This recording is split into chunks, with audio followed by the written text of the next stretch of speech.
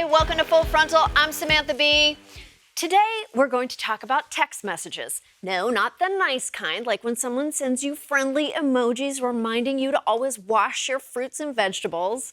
Instead, we're talking about the, hey, let's destroy our democracy type of texts. Well, in exclusive new reporting this morning, CNN has obtained more than 2,000 text messages from former White House Chief of Staff Mark Meadows that reveal just how far former President Trump's inner circle tried to go to overturn the 2020 election. As of right now, Mark Meadows has turned over 2,319 text messages to the January 6th committee. More than 2,000 text messages. This proves definitively that Mark Meadows is a gossipy little bitch. Some of the most damning texts came on Election Day, like when Fox News host Sean Hannity promised Meadows he would push his listeners to get Trump elected. When Meadows instructed Hannity to stress every vote matters and tell his listeners to get out and vote, Hannity replied, "Yes, sir, on it." You know, it's actually kind of nice to know that inside Sean Hannity's soft, weak exterior rests an even softer, weaker man.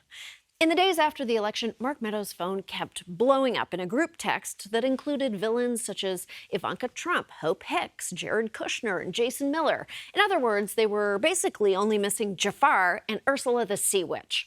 At the time, Ivanka tried to boost the team's morale for ending democracy by texting, "You're all warriors of epic proportions. Keep the faith and the fight." And then everyone else started a new group text to make fun of her for it.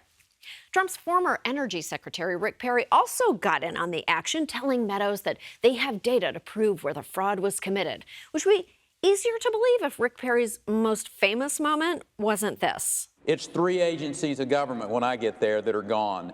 Commerce, education, and the, what's the third one there? Let's see. You can't name the third one? The third agency of government I would do away with. Let's see. I can't. The third one I can't. Sorry.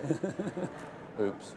Back in December, Rick Perry's team denied that he texted Mark Meadows to advocate overturning the election.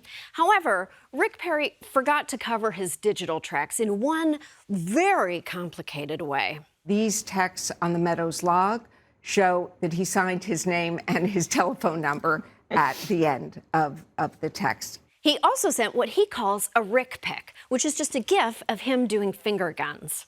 But while a couple of these mangled toys from Toy Story actually believed the big lie, others went through with the scheme even though they knew it was bullshit. One text message from Trump political aide Jason Miller sent several days after Biden was declared the winner flagged Meadows, quote, "Not much there on Dem-Soros conspiracy connections." Jared Kushner texted Meadows showing that Trump's claims that election workers in Georgia had suitcases stuffed with ballots was a lie. Which was extra confusing because Jared Kushner also signs his texts with Rick Perry.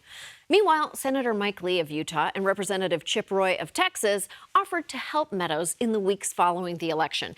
And by help, I mean they had zero idea what to do. Lee actually begged Trump to send him proof of fraud and became increasingly worried there wasn't any way to overturn the election. For example, on November 20th, Lee texted Meadows, "Please, give us something to work with. I just need to know what I should be saying."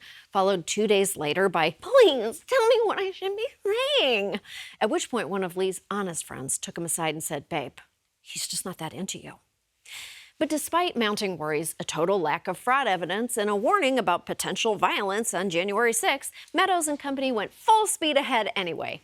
Of course, when it did turn violent, it wasn't enough for true believers like Marjorie Taylor Greene, who texted Meadows days later to suggest they stop Biden from taking office by having Trump declare martial law.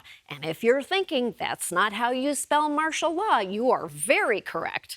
Martial's law, as everyone knows, is that no one should pay retail prices for quality yoga pants. It's also hard to paint the whole picture when we don't have the whole picture. There are still more than 1,000 texts Meadows refuses to hand over. Damn, Mark Meadows, you are messy. Delete my number. If there's one thing these texts prove, it's that it doesn't matter to Republicans if they know for a fact that Joe Biden won the election. What matters is these human bumper stickers are more than willing to use lies and a violent base to both take and keep power. The January 6th committee and the Justice Department need to hold them accountable or this will happen again. Or, if we're lucky, Marshall's Law will happen. Yoga pants for all.